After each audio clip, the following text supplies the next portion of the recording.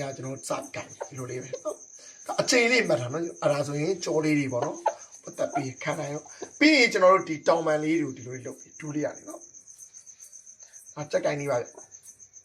ဒူးလေးဒူးကိုစုပ်ခိုင်းတာမဟုတ်ဘူးနော်ကိုရီကိုလည်းကျွန်တော်ဝင်မြပြီးမှာဒါစက်သမားတိုင်းလောက်ရမယ်နီးစနစ်ဖြစ်တဲ့အတွက်တခါလဲစေတာနော်ကျွန်တော်ဆိုရင်ဒီပညာကိုတတ်ဖို့ရတပည့်ခံပြီးမှတတလုံးဆရာလုပ်လေကျွန်တော်စက်သမားကြီးစီကျွန်တော်လိုက်တယ်ဗျတော်တယ်ဘယ်သူမှမပြောဘူးသူတို့ရဲ့ပညာကြီးတော့ဟိုတာအဲ့ပညာနဲ့သူတို့ကမသိသူကြော်သွားပြီသိသူဖော်စားသွားမှကြောက်လို့နော်ဒါပေမဲ့ကျွန်တော်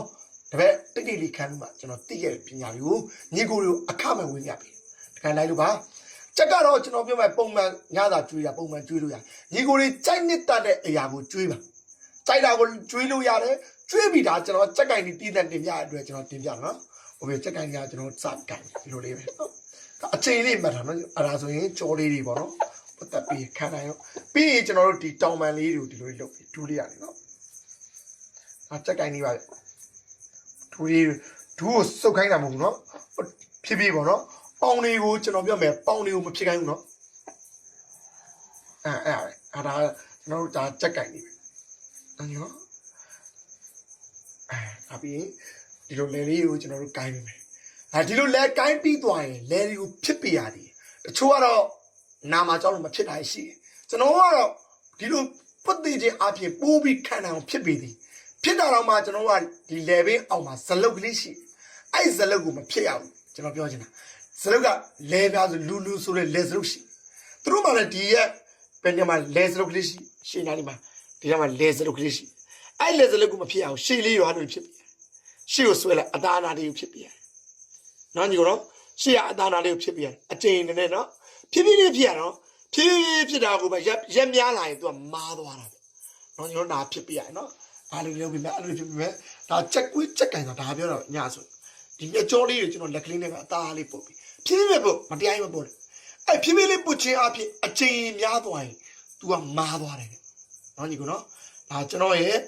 ဟိုဆရာရဲ့စီကအသိပညာအတတ်ပညာတွေကိုကျွန်တော်လေ့လာသင်ယူမှတ်သားတာအဲ့လိုသွားပြောမဲ့ဆိုရင်တချို့ကမပြောကြဘူးကျက်သမားကြီးအဲ့တော့ကျွန်တော်တော်တော်ခင်မှကျွန်တော်ပြောပြလို့ကျွန်တော်သိကြပြန်ဝင်ပြအဲ့လိုကိုင်းအပေးခြင်းနဲ့ကိုင်းတဲ့ချက်နဲ့မကိုင်းတဲ့ချက်ဘာတွေကွာတော့ကိုကောင်းဆိုတော့ဒီမှာတောင်မထိတ်ကလေးပါကြည့်ပါနီးရဲနေလေဒီကလေးမှာဒါရကိုင်းထားတဲ့ချက်တွေနော်ညီကတော့ဒီလေဆန်လေးဆိုလည်းကြည့်လိုက်တုတ်ဆက်ကိုင်းထားတဲ့ချက်တွေကိုင်းထားတဲ့ချက်တွေကဘာကွာလဲဆိုတော့မိုးတဲ့ရေတွေမှာရေချိတ်မိုးချိတ်တွေသူတစ်ချက်ဒီမှာထားတဲ့ချက်ကနိုင်ငုတ်ကောင်းနဲ့လည်းမနိုင်ဘူးကွာကိုကောင်းရင်ကိုကောင်းပြောတော့ငုတ်ကောင်းမှန်တော့မှန်ပါဒါပေမဲ့လို့ရေကုန်သွားရင်အမာသားစားသွားတယ်နော်ညီကိုနော်အဲ့လေချက်ဒါချက်ကင်ကြီးပဲပါညီကိုဘာမှမခက်ဘူးနော်ကျွေးရတော့ပုံမှန်ကျွေးပြနော်ဒါလေးပဲညီကိုလွယ်တယ်နော်ညီကိုဒါလေးပဲချက်ရေကင်ကြီးတွေကိုကျွန်တော်ပြောမယ်ရေကိုင်းတာအမျိုးမျိုးရှိရရေကိုင်းတာတော့အတူတူပဲအချိန်တွေအခါတွေကမတူဘူးဆိုတော့နားလေးစီဘာလို့မတူရလဲကိုကောင်းဆိုတော့နွေရသည်မှာပူတယ်ဗျဟိုထဲမှာမိုးရတယ်ဗျစောင်းထဲမှာအေးတယ်အဲ့ဒါတွေကတော့မတူပဲသွားတာတော့နေ့ရက်တွေကတော့အတူတူပဲလို့ထင်မယ်လို့ရာသီရဆောင်မတူတဲ့အတွက်ချက်တွေလည်းရေကိုင်းရအတူတူပဲအဲ့လိုကွာချက်ကလေးရှိရေကိုင်းရကွာချက်ကလေးရှိပြောမယ်နော်ဥပမာကျွန်တော်တို့နွေရသည်မှာရေကိုင်းနေဆိုရင်ကျွန်တော်တို့ဒီချက်ကတော့ဘယ်ရသည်မဆိုကန်ဟဲမှာတော့ဒူးနာနာရီဆိုအသေးခွတ်တယ်ကြိုက်တယ်အစားဆိုရတော့နော်ဒူးကိုနာနာရီဆိုအသေးခွတ်တယ်နွေရသည်မှာရေကိုင်းလို့ကျွန်တော်ပြောမယ်နော်ဒီပါအားလေးကခေါင်းလေးကိုကျွန်တော်ဗာပဲနွေရသည်မှာဆိုရင်ဒီတောင်ပန်ကြားလေးတွေဒီတော့ပဲဒီအီးကုံကြောလေးပါနွေရသည်ကကြီးပွားပေးရတယ်အဲ့လိုဒီကြားလေးတွေမှာနွေရသည်ဆိုဒီကြားလေးတွေမှာ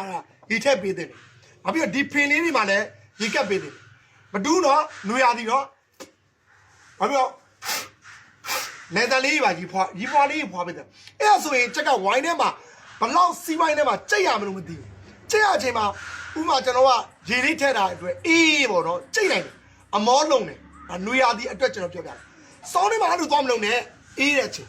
နော်စောင်းထဲမှာရေပွားမှာဘယ်နေရာပွားလို့ဆိုတော့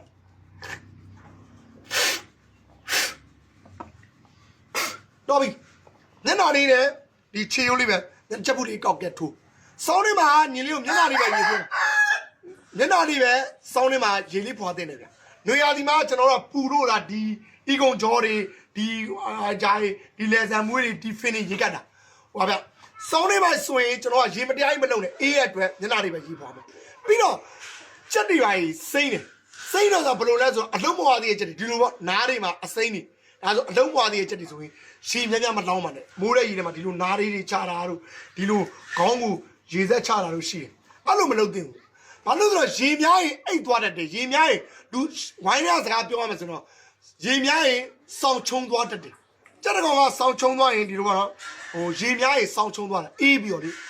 တောင်ပန်လေးတွေတွားပြီးတော့ဟိုမနှက်ကြီးပိုင်းလေးဟိုစောင်းနေမှာမနှက်ကြီးပိုင်းလေးကြက်တွေကုတ်တဲ့ပုံစံမျိုးလေးဖြစ်သွားအဲ့ဒါဆိုကျွန်တော်တို့ကြက်သမားကြီးပြောတဲ့အရာဆိုရင်စောင်းချုံသွားတာပေါ့ကြက်ကမလောက်ချင်မကန်ချင်တော့အလုံးမလောက်ချင်တော့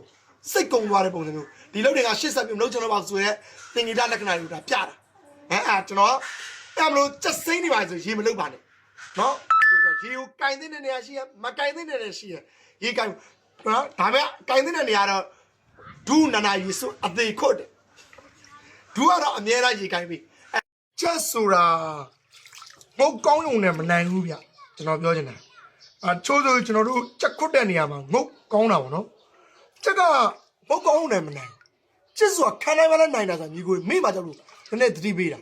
အချို့လူကြီးပြောတာတားမှန်တယ်ရှစ်လူကြီးရမှန်တယ်ဆိုတာအရိုက်ခံပြီးအယော်ယူသွားတဲ့ကြောင်ဝိုင်းကြီးအများကြီးနော်